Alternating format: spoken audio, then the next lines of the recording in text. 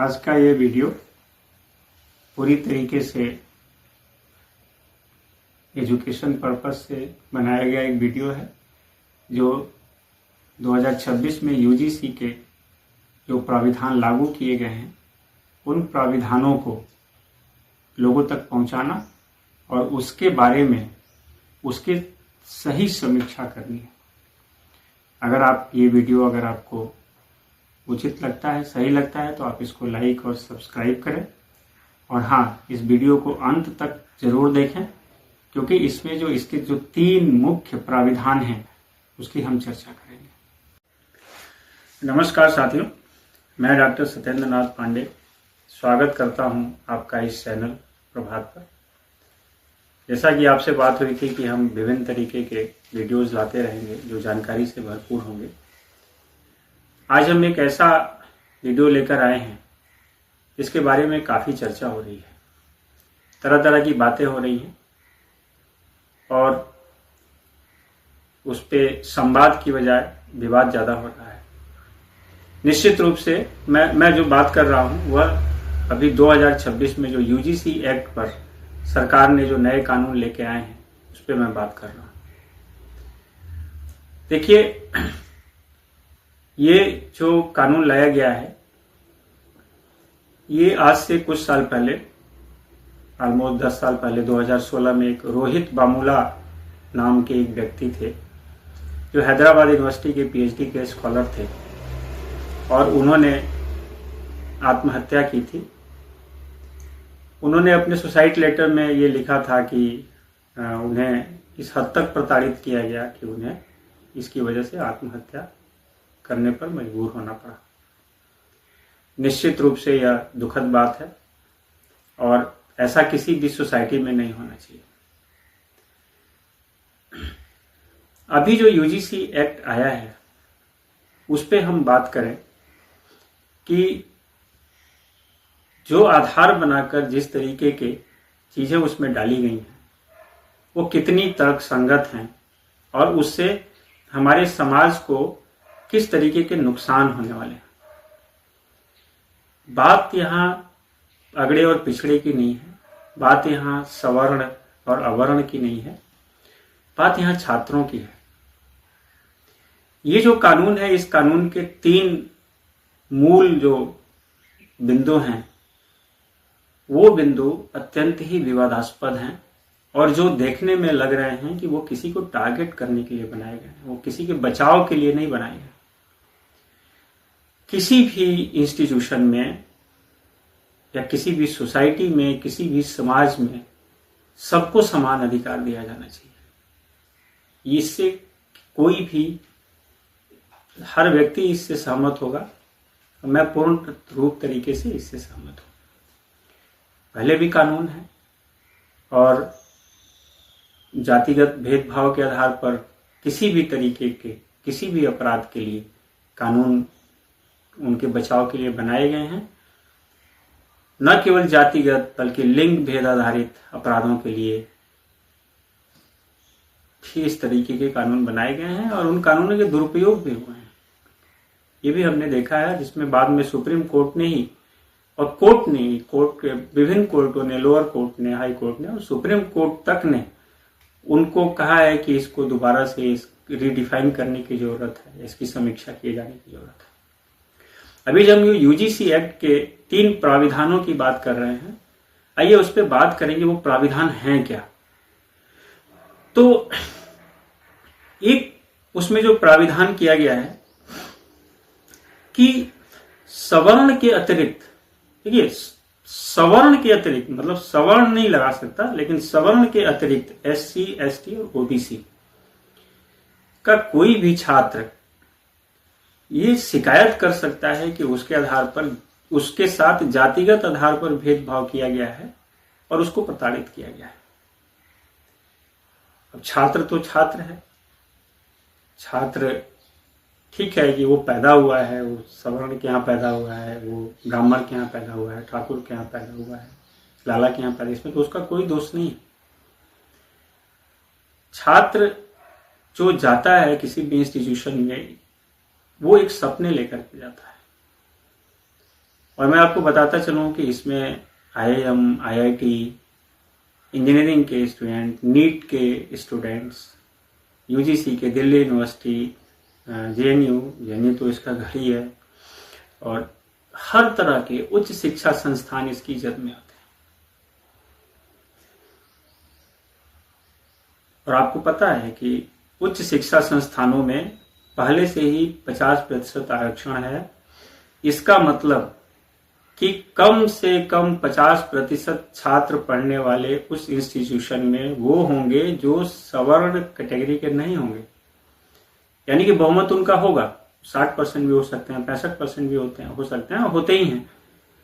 यानी कि बहुमत के वर्ग के छात्र को प्रताड़ित एक अल्पमत वर्ग का छात्र करता है, इसका आरोप बहुमत के वर्ग का एक छात्र उसके ऊपर लगाएगा और उसके आधार पर उसके ऊपर कार्यवाही होगी। अब छात्र तो भाई वहां पे तो सारे बच्चे तो समान ही हैं, अपना शरीर लेके गए हैं, तो वहां पे संख्या बल निश्चित रूप से भारी होगी और संख्या बल तो उनकी कम है, तो वो प्रताड़ित कैसे करेंगे? सवाल नंबर 1 है। अब दूसरे पॉइंट पे आते हैं।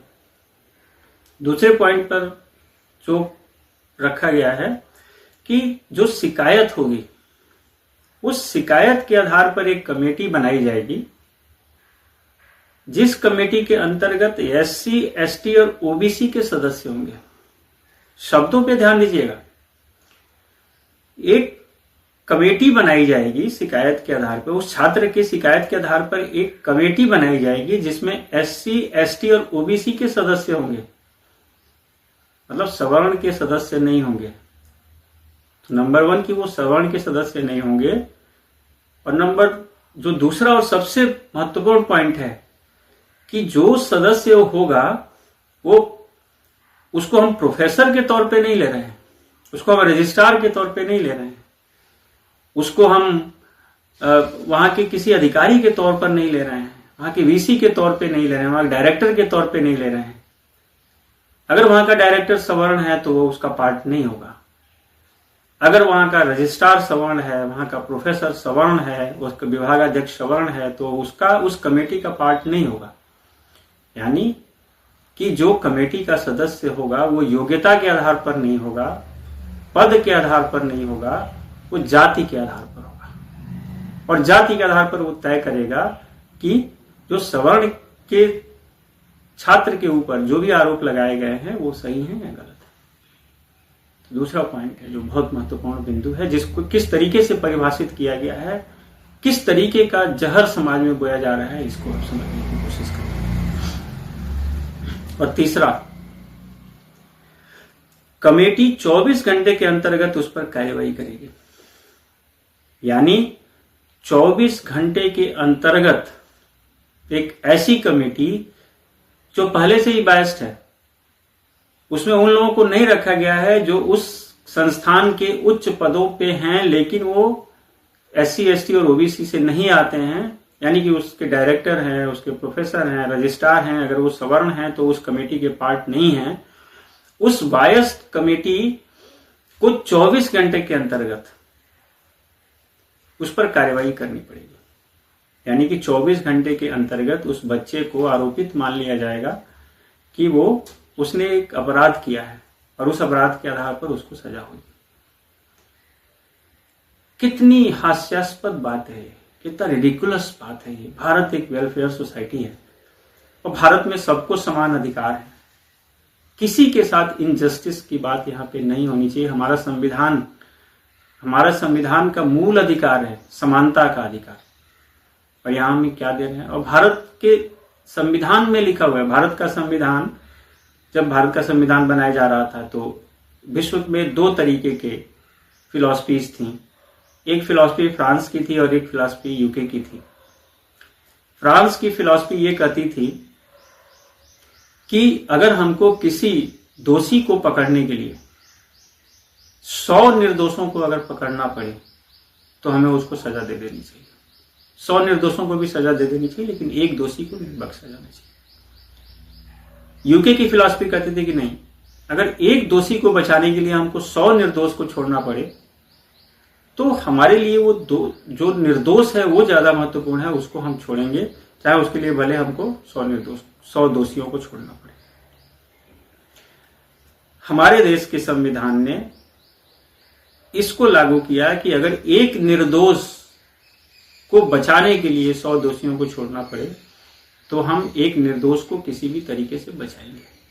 इस मूल अधिकार का उल्लंघन यहाँ पर हो रहा है कि 24 घंटे के अंतर्गत एक छात्र को, जिसका पूरा भविष्य उसके सामने पड़ा हुआ है, और उस छात्र को दोषी मान के उसको सजा दे दी जाएगी। उसको बचाव के लिए, हालांकि है उसमें कि वो अपना बचाव करेगा, लेकिन आप समझ सकते हैं कि 24 घंटे के अंदर वो क्या ही बचाव करेगा। 24 घंटे तो उसको नोटिस पहुंचने में लग जाते हैं। और आप भारत की कार्यप्रणाली को जानते हैं, यहाँ पे किस तरीके से काम होता है। यहाँ तो नोटिस को दबा दिया जाएगा, वहां तो रख लिया जाएगा, अपने पास ही चिट्ठी लिख के रख ली जाएगी, उस तक पहुंचेगा ही नहीं, वो जवाब क्या देगा। और 24 घंटे में वो क्या जवाब देगा। मान लीजिए संडे को किसी ने सैटरडे को अगर किसी के ऊपर आरोप लगा दिया तो मंडे आते आते तो 24 घंटे निकल जाएंगे। तो ये 3 जो प्राविधान है, ये प्राविधान बिल्कुल ही एक्सेप्टेबल प्राविधान नहीं है। और जिन लोगों ने भी इसको बनाया है उनकी मंशा समाज को तोड़ने की है। वो पिछड़ों के हितैषी नहीं है।